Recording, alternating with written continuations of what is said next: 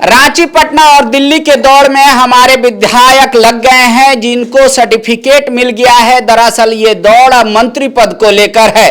पटना वो विधायक दौड़ रहे हैं जो आरजेडी से जीते हैं, रांची वो विधायक दौड़ रहे हैं जो जेएमएम से जीते हैं, और दिल्ली कांग्रेस वाले दौड़ लगा रहे हैं। मुख्यमंत्री हेमंत सोरेन और उनकी पत्नी कल्पना सोरेन भी दिल्ली में हैं। उससे पहले इन विधायक भी अपना रस्मों-कस कर रहे हैं। हालांकि कांग्रेस इस बार फिर 16 आई है, लेकिन सब विधायकों की इच्छा है कि पुराने को नया ना किया जाए, रिन्यूअल ना हो, नए को मौका दिया जाए।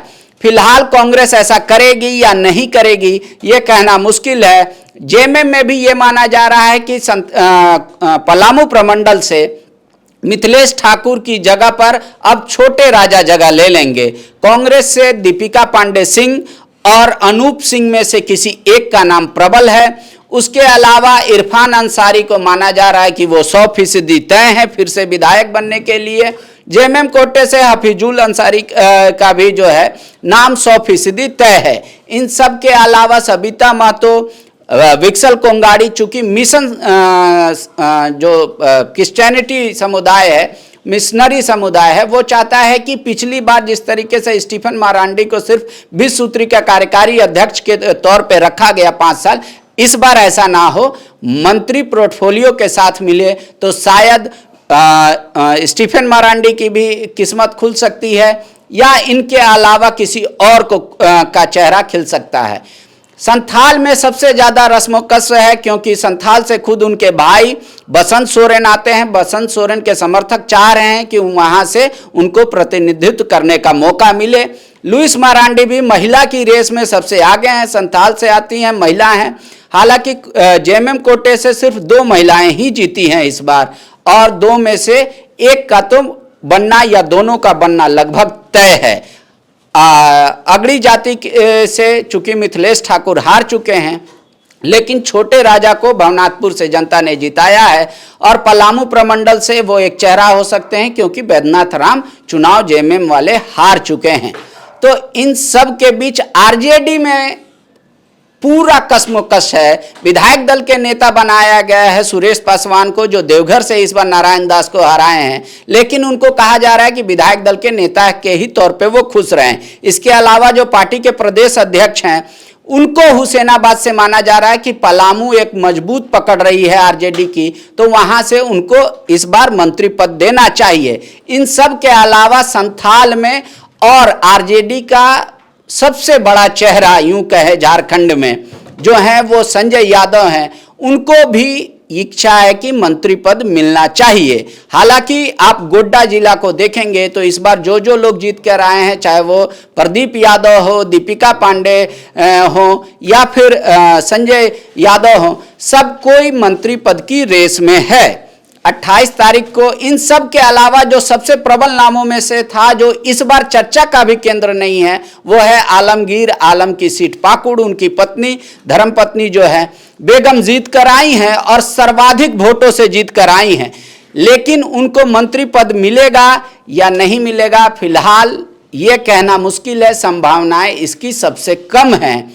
लेकिन उनके अलावा विक्सल कोंगाड़ी भी तीसरे बार विधायक बनकर आए हैं, और मिशनरी का एक अच्छा चेहरा है, छोटा नागपुर से हैं, कोलेबिरा विधानसभा से जीत कर आए हैं, तो उनको जगह मिलने की संभावना है। भूषण तिर्की, जी हाँ, जेएमएम कोटे से एक और मिशनरी चेहरा है जो सबसे ज्यादा चर्चा में है, वो है गुमला की सीट। गुमला से भूषण तिर्की दूसरी बार जीत कर आए हैं, सरल हैं, सुलभ हैं। इस वजह से भूषण तिर्की को एक बार मौका मिल सकता है, ऐसी संभावना प्रबल है।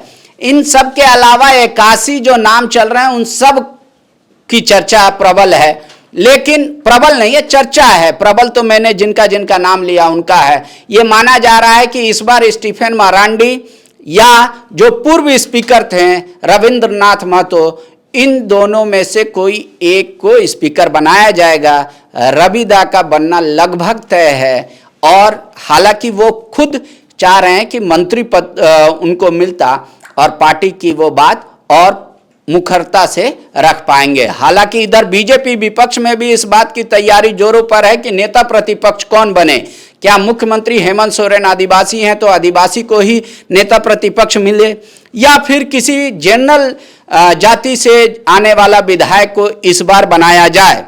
सीपी सिंह के समर्थक ये मानते हैं कि 7वीं बार उन्होंने जीता है, एक बड़ा चेहरा है, अच्छा वक्ता है, मुख्यमंत्री के सरकार को वो अच्छी तरीके से घेर पाएंगे, लिहाजा सीपी सिंह को नेता प्रतिपक्ष की कुर्सी मिलनी चाहिए।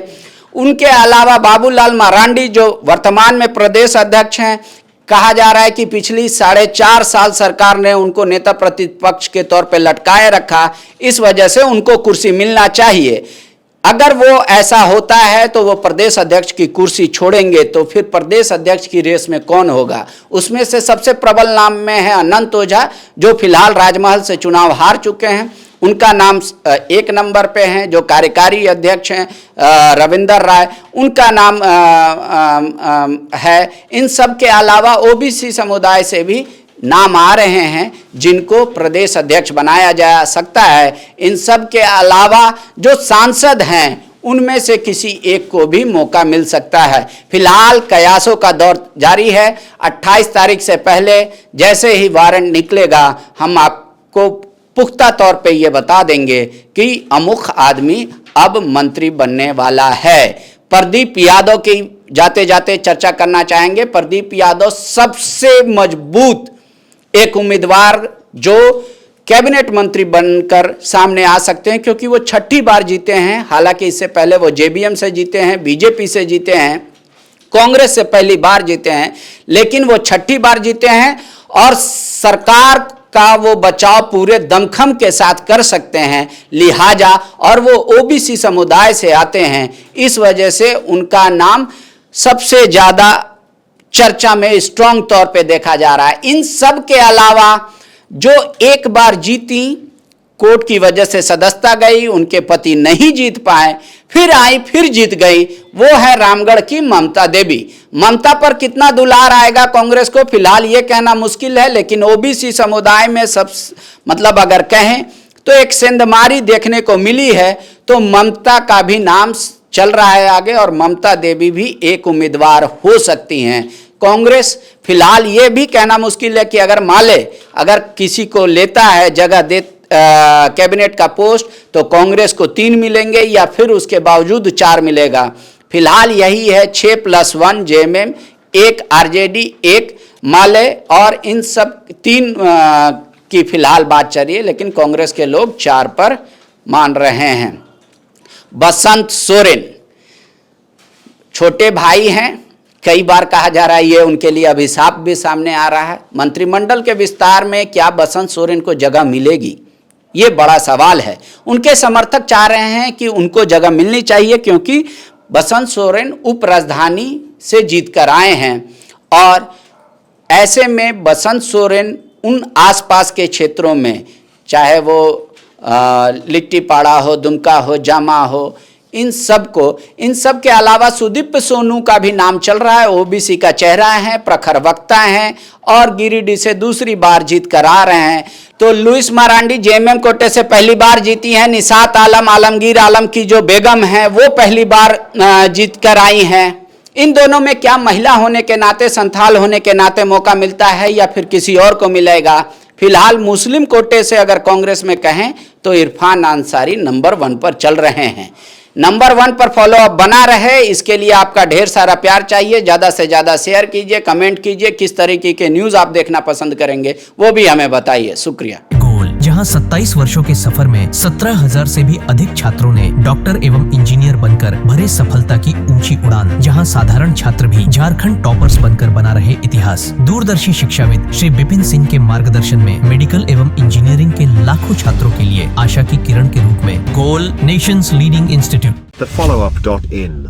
Like, share and subscribe. www.thefollowup.in